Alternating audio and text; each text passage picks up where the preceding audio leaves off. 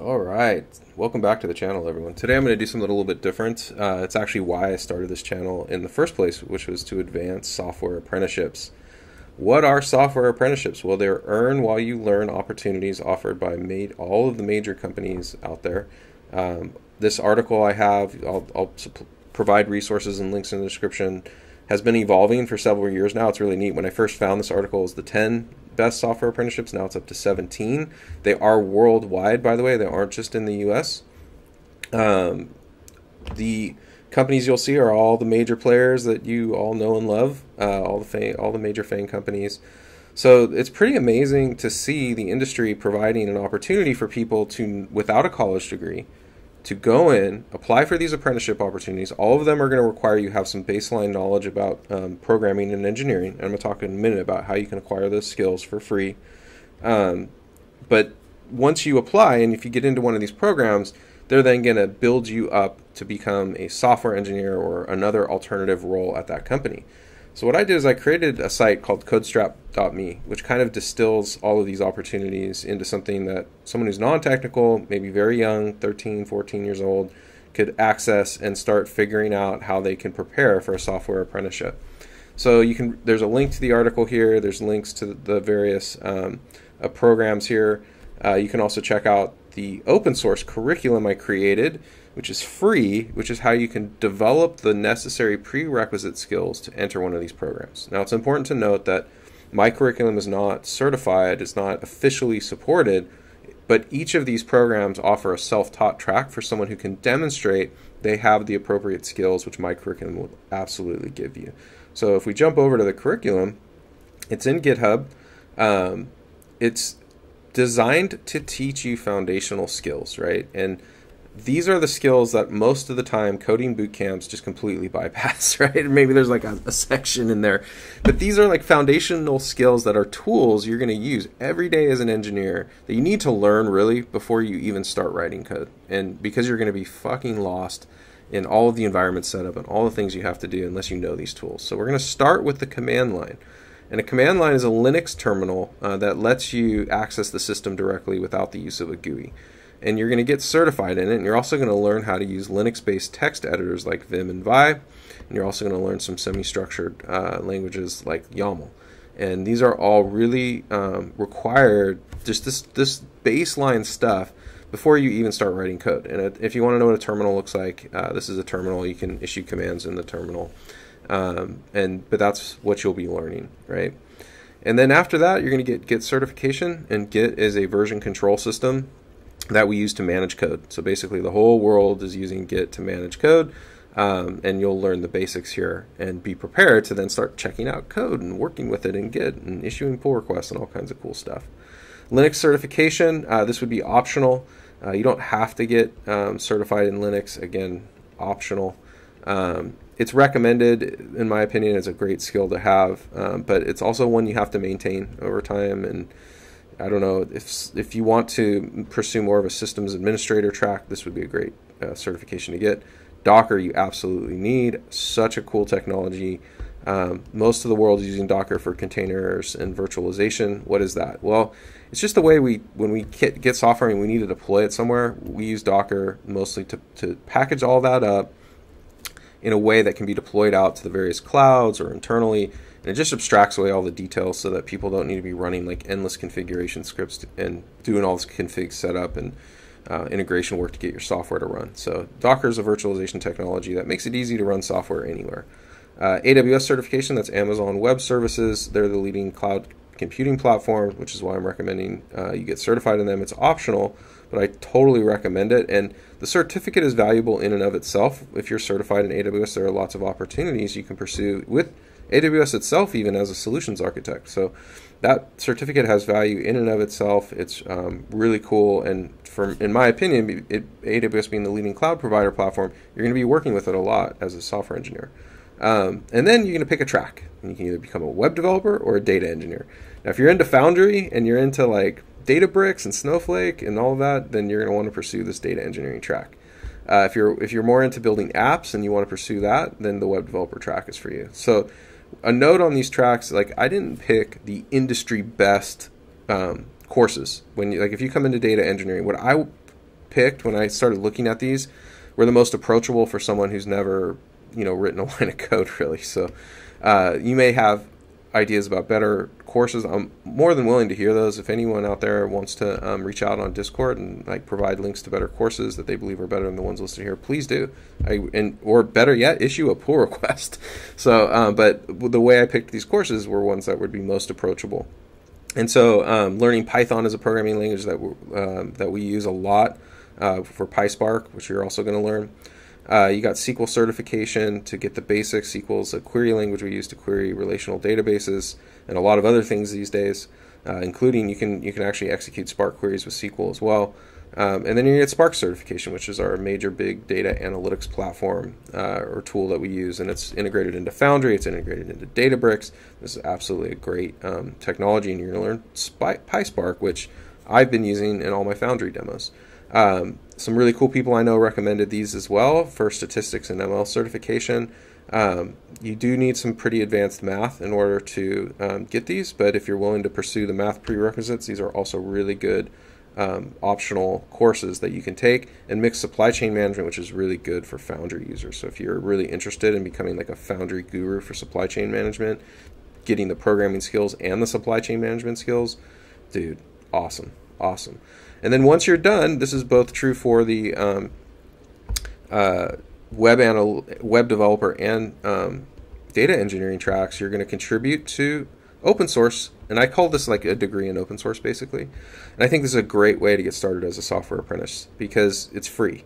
That's why I like it. And also it's really powerful. So Stack Overflow is a site we use to answer questions. So you're a developer, you get stuck, you go on Stack Overflow, you see if someone's answered that question before, or you enter a new one. But you as someone who has some knowledge now can start answering basic questions for people. So you can build up a profile, a rank, as you answer more and more questions on Stack Overflow.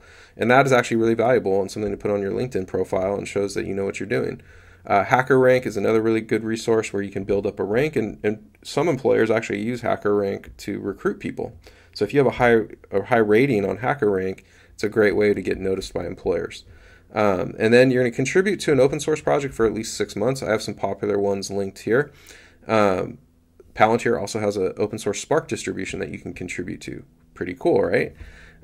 So that's something. And then you can reach out on my Discord, which is totally free, ask questions. And then for latest trending projects, you can check it out there. And I'm looking at Python projects. The web developer track is very similar. Again, linking to approachable projects. I have the HTML certification, JavaScript certification. JavaScript's the primary programming language we use on web development. And then React certification, which is the most popular web framework, which we use at my work. A ton of other people use it, and it's also undergoing awesome development. There's React 18 is amazing. So I think React is going to continue to be the dominant framework and technology for quite a long time. And the same final exam process, right? I have some different open source projects you can contribute to, linked there. The idea is build up your street cred, build up your rank for free. And by the way, developers will really respect this. Like contributing to a major open source project is a big accomplishment. I think that you'll have serious credibility with the other engineers on your teams, assuming you get into an apprenticeship program. So definitely take this seriously and definitely contribute for like 6 months, Now, as we explore apprenticeship opportunities, understand that you're not going to get paid a ton of money for an apprenticeship. You'll barely be surviving in most cases. But the knowledge you get, that the skills they're going to give you are worth their weight in gold. And so that's the idea behind those apprenticeship programs. And so, when you're going through this, understand, you're not going to be like financially independent working as a software apprentice. It's probably best you live at home.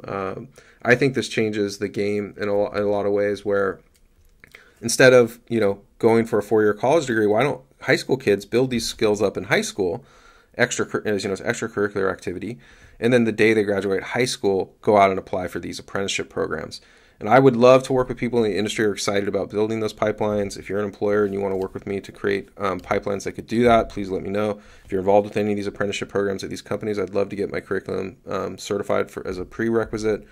I believe it's ultra solid. I believe it's the right way to approach building up software engineering as a skill rather than science. And so for me, I think this is an amazing opportunity for tons of kids who may not have the money to go to college, especially in the United States. This is a big deal, guys. I know if you're in Europe, a lot of college tuition is free. But in the United States, it costs a ton of money, dude. And so I believe the estimated cost of a college degree, once you factor in cost of living, delayed salary, and all of those other things, is around 125 grand, right? And the raw tuition cost ranges at a state university in-state anywhere from $30,000 to $50,000. So this is not chump change, and a lot of times the people, even with student loans, still end up taking on, have to pay a lot out of pocket, and they take on a huge amount of debt. So it's a big problem in the United States.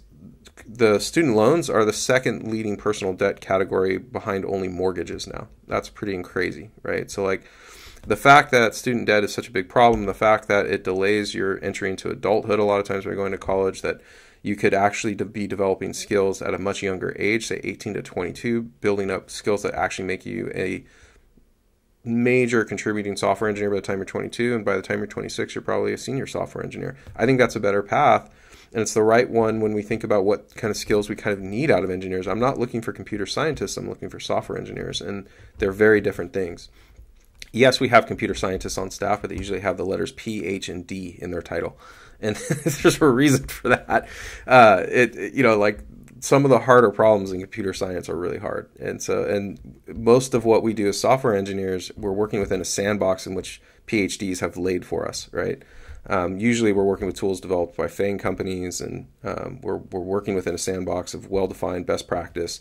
And that's a different path than what the CS programs out there offer. So I think software apprenticeships, if you're interested, are a great way to start your career without college. I highly recommend getting young people involved in this. If you know a young person who doesn't know what to do with themselves, isn't going to be able to go to college, talk to them about these programs and encourage them to participate. You need a strong work ethic. You need the ability to get stuck on a problem for days on end, never see the sunlight, and get yourself unstuck.